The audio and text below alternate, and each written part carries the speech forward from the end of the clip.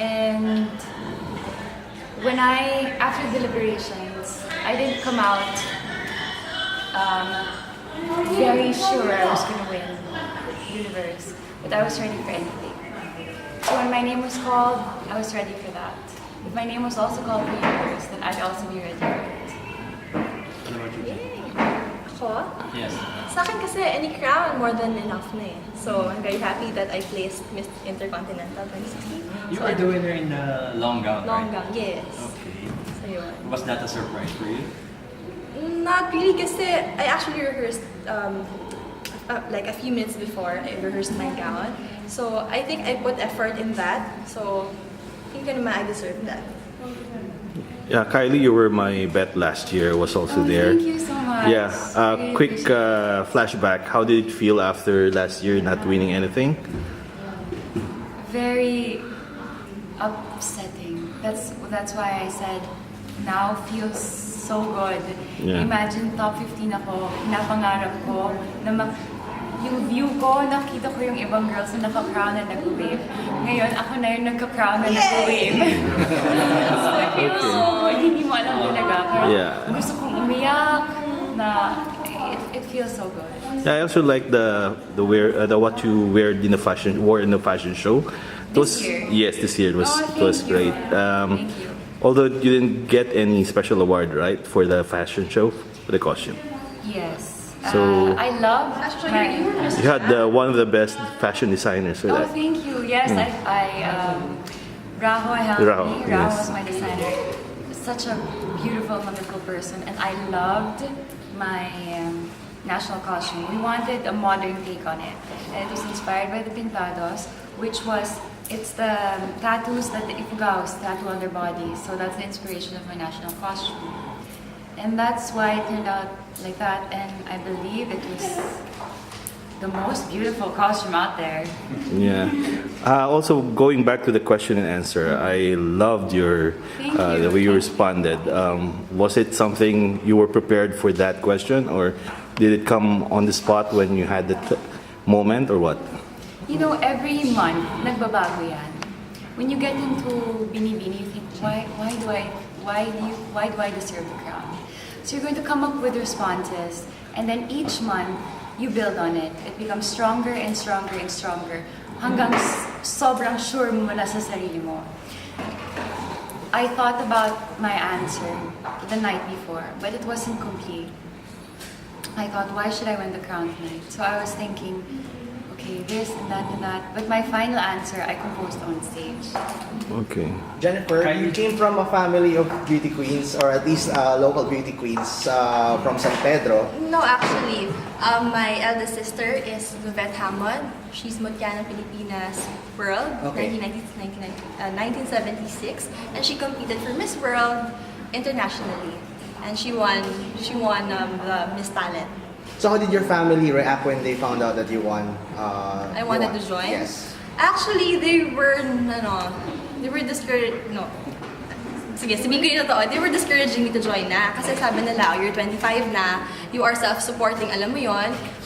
We cannot back you up, you're independent. Like, if you will join Binibining Pilipinas, how can you work for yourself? And so, sabi ko, oo nga. So I was torn. But my boyfriend, Ryan C., he actually pushed me to join. He said, babe, before you venture into another career, do what you want first. I'll back you up. I'm here to support you. So that time I decided not to join. So Yeah. Correct me if I'm wrong. You also joined previously, right? In other pageants, or? yeah, I joined Miss World 2013, the batch of Megan. That time I didn't have any training. Okay. So yun. So that was my first time to join a pageant, and I had so much learning from Miss World. Jen, correct me if I'm wrong, pero of all the international pageants, hindi ba yata nanalo ang Philippines sa Intercontinental? Totoo daw yan. Okay, so meron bang added pressure for you to become the first? Added excitement kasi, Okay. syempre, we placed actually first runner-up last year, and the other year, I think, second runner-up. So I think meron na tayong tamang timpla na tansya na natin kung ano dapat ang gawin. So Ngayon, ako na yung bala, and I know that my mentors will put all their efforts para, para makuha natin this time. So yun. Kylie, of all the international pageants, Miss International is the one where the Philippines has won the most times. So is that an additional confidence booster for you? Does that give you a measure of comfort? We'll have 6. Yes, We'll have 6. Oh, well. Okay. That's the spirit. Yung Yes. nag-contact ka na with other Miss International.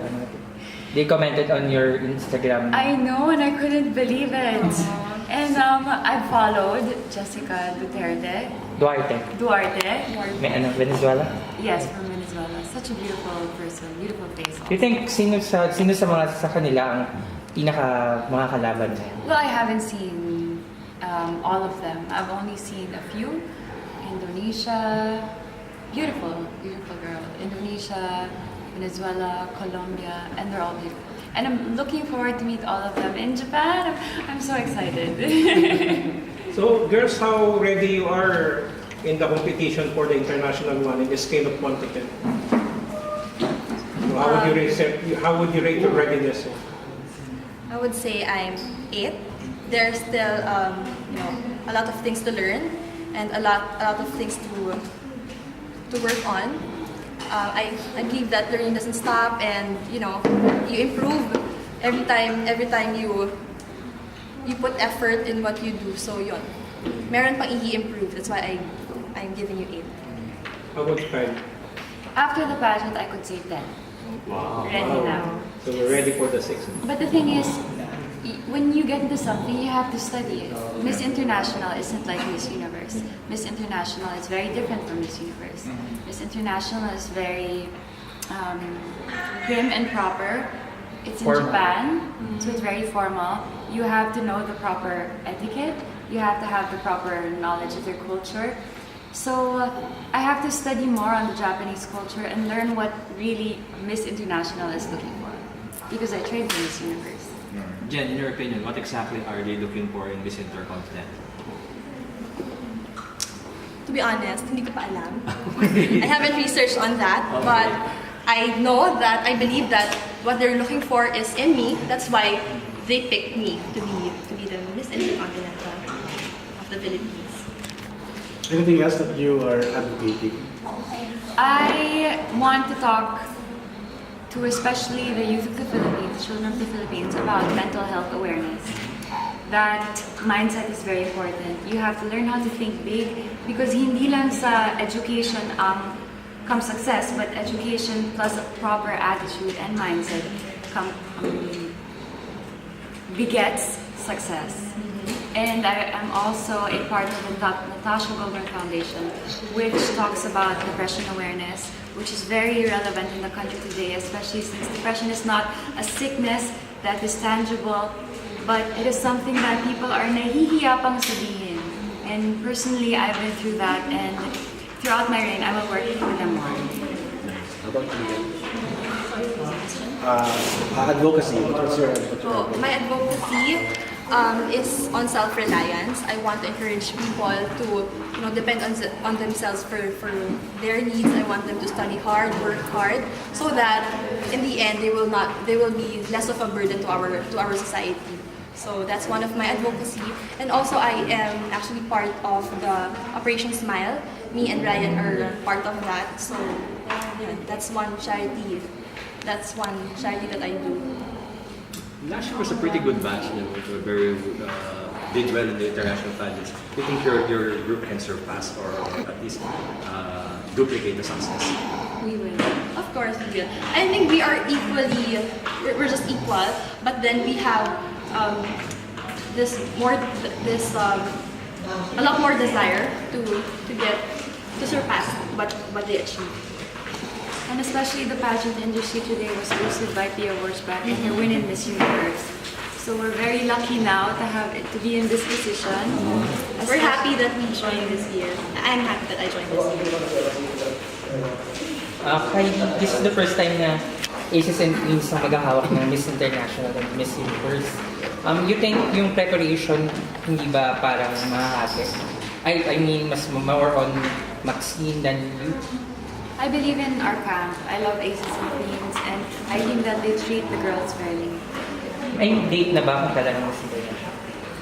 Tentatively, I've heard it's going to be on October 25, but there are no official dates yet. Pero it's still in Japan. It's going to be in Japan. How big yung naging impact sa inyo ni Pia sa question for this pageant? Well, sa akin, when I saw her win, sabi ko, kaya ko din ito. Kaya ko din ito. And it boosted my confidence and boosted my will. Also because before Pia, lahat ng Miss Universe, morena. Si Pia ang unang Miss Universe na iba sa Yep. kanila. So, sabi ko, nung nanalo siya, sabi ko, kaya ko din. Ako naman, when Pia won, nagkaroon ako ng target and I put my eyes on that target, and that target is to be crowned by the Miss Universe. So I gave my best, you know, hoping, syempre of course, lahat kami, we're aiming on getting the Miss Universe crown, right? But yun, so that was my, what drive force. And it didn't only inspire us, but it inspired the whole Philippines to become better and to become more visible in the international stage. Does it add pressure if you're corresponding pageants? International pageants? Hindi naman. It's a good, to me not really, but it has helped. It has helped for us girls to strive harder, to push harder, and to work harder. And she has served as an inspiration to, if not many, if not all Filipinos. Sa ano lang, ano yung sa tingin nyo yung needs improvement sa inyo? Before joining the pageant? Ako, I think, yung, kasi sa totoo lang, medyo boyish ako. So yun. And that's what's fun sometimes- about Jennifer. She's just herself. Ayun. Sometimes, nahihirapan ako to always compose myself, you know, to stand like this for how many hours, diba? Parang ganon. I just wanna sit like this. Mga ganon. So siguro, yun. I have to work on that. Needs improvement. I need to learn more about the Japanese culture. I need to see what Miss International is really looking for. I want to study it more and study it more. So what are your plans after your reign? I'm going to make the most out of this reign, inspire and help as much people as I can, become the greatest influence I can, and then afterwards set my own business. What kind of business do you have in mind? I want to get into the food business or either the beauty business, but then that also depends on where I am now. Are you open to entering showbiz? Well, ako naman, my plans, definitely I'll do business. After this, I'm set na to do business with Ryan. We're opening a grilled cheese restaurant. And also, Invite us. sige, I'll invite you all. And also, yeah, of course, I wanna, if there is an opportunity for us, how I want to enter show business, I want to do hosting. And one of my biggest dreams is to be an actress in a sitcom. So like on Sunday, like that. Can I ask the question, please? Ikaw, Kylie. I want to become a painter. I want to get into art. I want to make things. I think that with art, nalalabas mo yung emotions mo. It's so nice to see kung ano yung mga nagawa mo and its physical form, and you know it's something I love and I want to share to people. If meron sa contest na they ask you which part of the Philippines that you are proud of, ano yung gusto mong i-promote sa Pilipinas para sa ibang bansa? You know, the entire Philippines is a beautiful place. Different place has its each specialty. and it has its own unique culture, different food, different people, and each one is unique. Aside from we have beautiful beaches and scenery. A foreigner would know that maalagaan ka talaga ng isang Pinoy. Yeah. To close, can you give your Instagram and your Twitter accounts? Wait lang. Yung si Jen. Okay, sorry. Yun muna yung... Okay, And sorry. the best part of the Philippines, actually, yung best part nila, I will divide it into people, and places, food and all. So I think it's the people. I think Filipinos are very resilient. We are very selfless. We always put our families, our loved ones first, or even just other people, like in times of disaster, we always help out, So I think it's really the people. Thank you. Yeah. Okay. For our always closing remarks would be your Twitter account and your Instagram accounts.